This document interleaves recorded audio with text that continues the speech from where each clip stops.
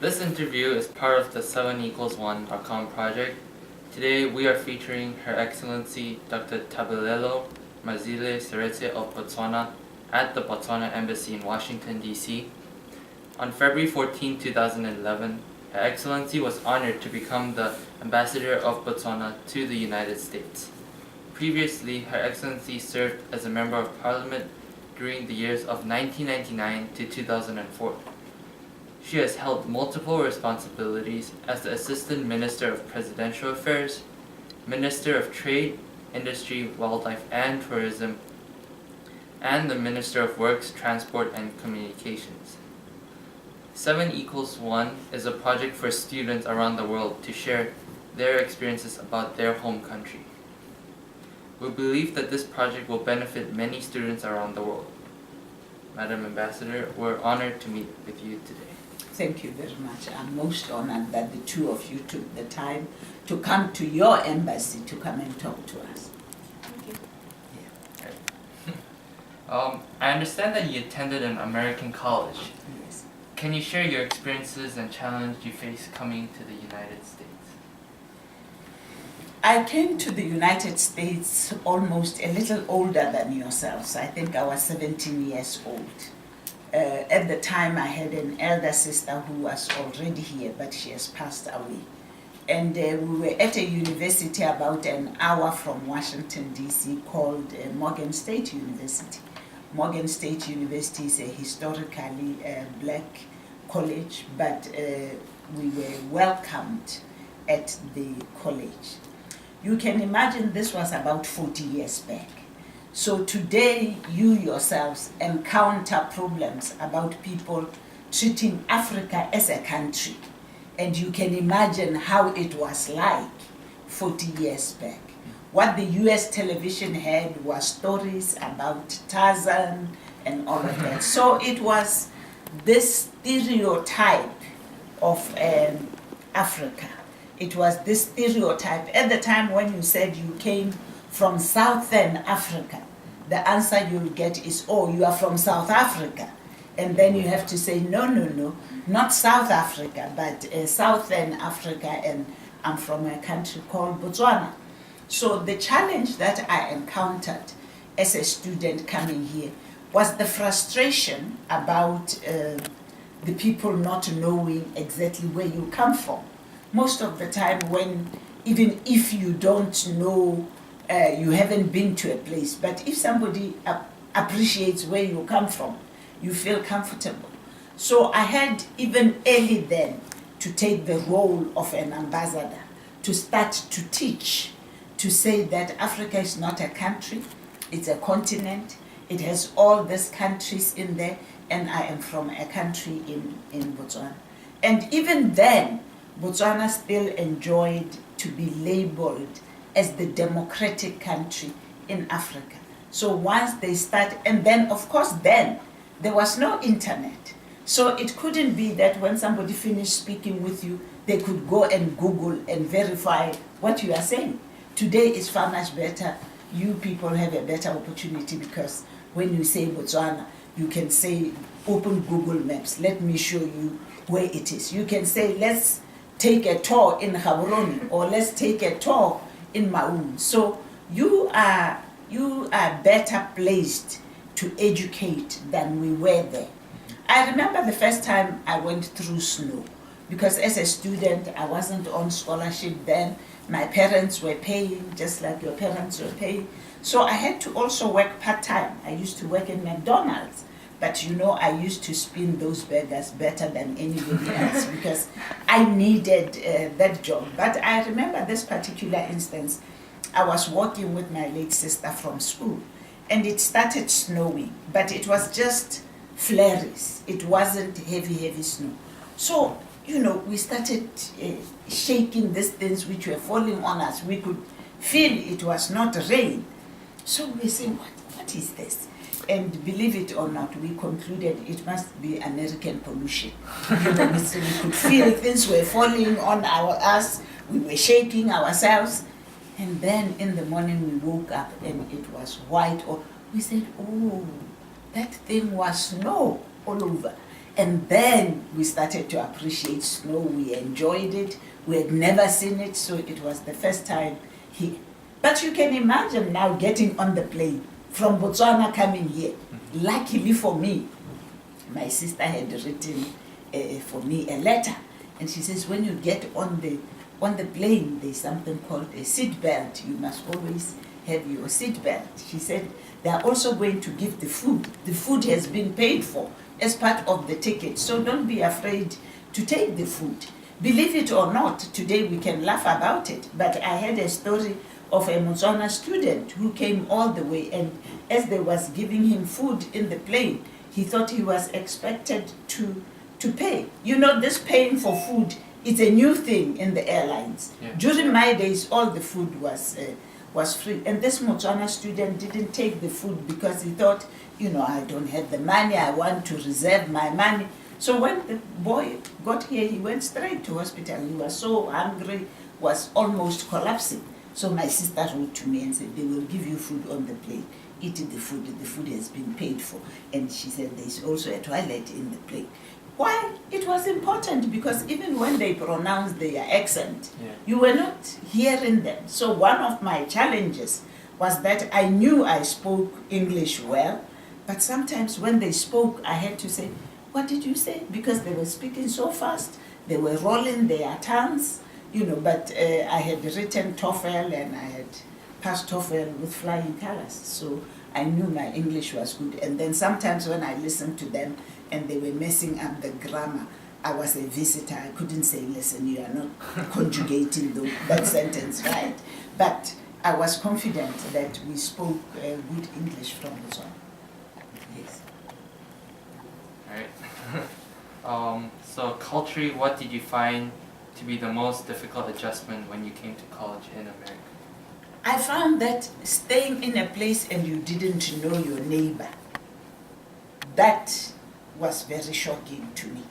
Because as you know, at home, you know your neighbors. If somebody moves in the neighborhood, you go and you say, oh, hello, I'm your neighbor, and when you don't have sugar, you can reach out to your neighbor.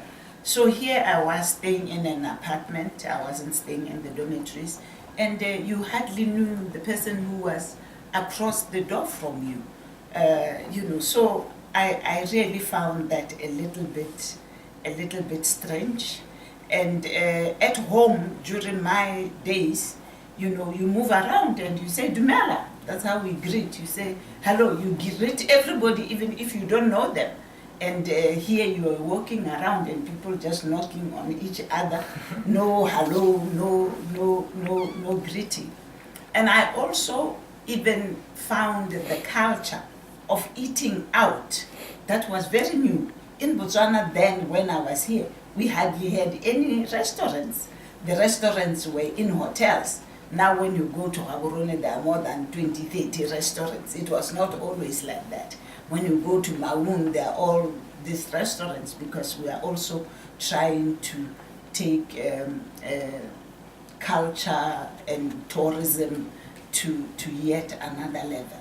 But in terms of dress, there was nothing shocking to me about how the Americans dressed. We dressed about the same way.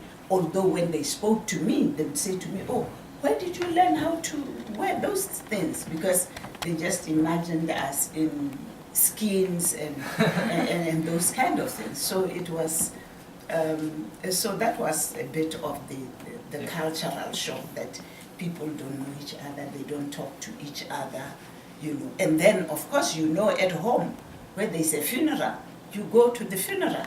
When there's a wedding in the neighborhood, you go to the wedding. And at the funeral, when you are having your plate of food, you ask, oh, by the way, Mpo, who is dead, and here you get invited to funerals. So it was also another cultural shock to me that, oh, when there's somebody's dead, you get to be invited. When somebody's dead at home, when somebody's dead, we just go. Right. In what ways do you think we can help students overcome the challenges of moving to a different country? I think we need to prepare the students back at home before they come. I know the Ministry of Education, for the students who are sponsored by government, they sort of prepare a little session of the expectations.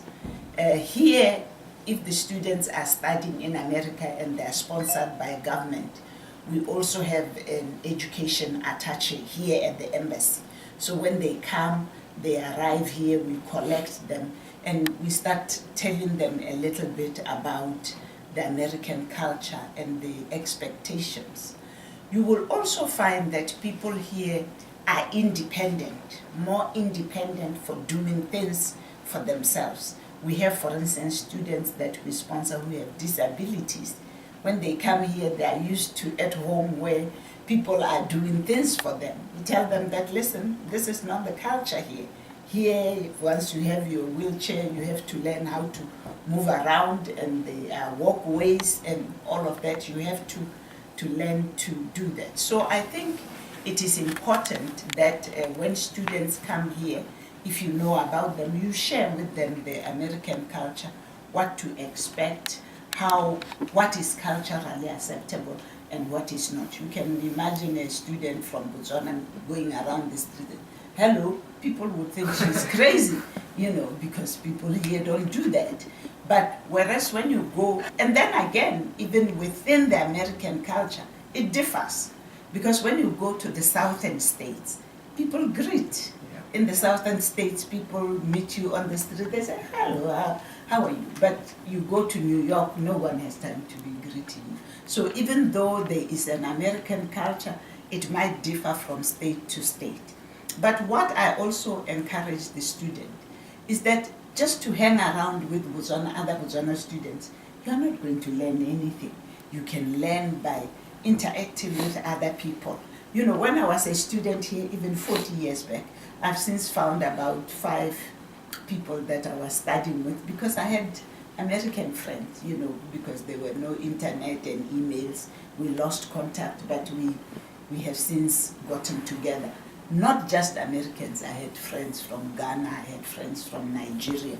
So I also learned a little bit of the culture and the food of other people. So it was really an eye-opener, because then in Botswana, there were also not many foreigners. The foreigners who were there were mostly from Europe, from Germany, from Britain. But now we are even more diversified. There are other foreigners from other African countries and from Asia and other Asian nations. Okay. We hope to build an annual conference each year for students from Botswana who are studying in America, and also for students who are in America who want to go to study for Botswana. Do you think the embassy might be willing to work with us organizing these events? I think the embassy will certainly partner with you.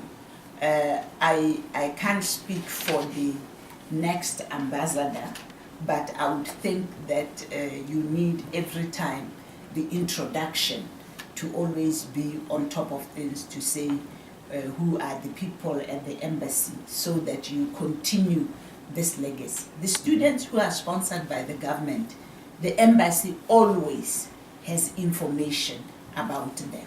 So for confidentiality, I'm sure you need to share your emails to be shared with the other students, so that then they can contact with you.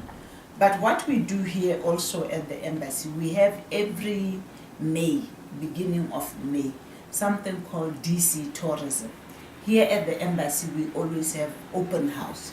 When we call open house, we open the embassy and anybody comes into the embassy. We also cook the local food, so they also come here for tasting. We also have traditional dances and artwork for the embassy. So it will also be something good that when you have time you participate in. It's not just the Embassy of Botswana which opens, other embassies always open. But ours is always more popular. We make it lively, we make it exciting, we even cook pane for them, we cook moroho, we cook bohobe, we cook bohobe, we cook all this stuff for them. The first year I was here, we hosted 4,000 people coming through the embassy during open house. And that was the time I appeared on NBC to explain the show. Then the next year we had about 3,000 people and I appeared on CNN talking about the show. Last year we also had about 3.5, so we are preparing for it. The other second event we have as an embassy for the Botswana student to also link up, which is also a good base for you. Every September we try to celebrate our independence, and we always find a park somewhere here. We put it on the embassy website. Our biggest challenge is students who are not sponsored by government, because they don't know that it's a requirement to register with the embassy, that the embassy must know where you are. We don't enforce the US law. So the reason why we want is that when you say my money is lost, my passport is lost, we need to be able to know how to assist you. But not just that. If there's an earthquake in Las Vegas or in Los Angeles, as we saw, we want to be able to check whether the Botswana there have not been affected. You know the Boston Marathon bombings. We had 2 Botswana there. So one of the first things we do as the embassy is just to phone and check, are you okay? You know, has this thing not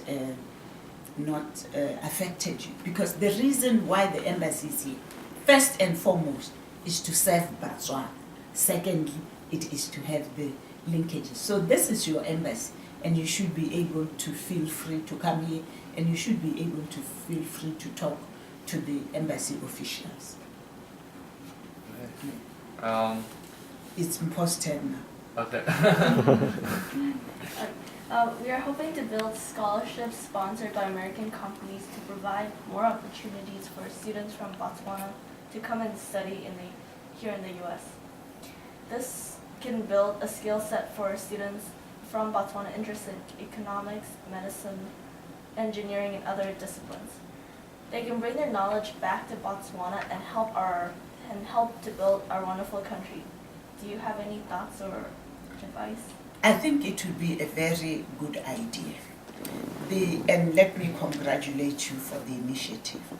One of the biggest problems we have, because American companies and Americans talk about Africa, and whenever they talk about Africa, it's always in the negative light.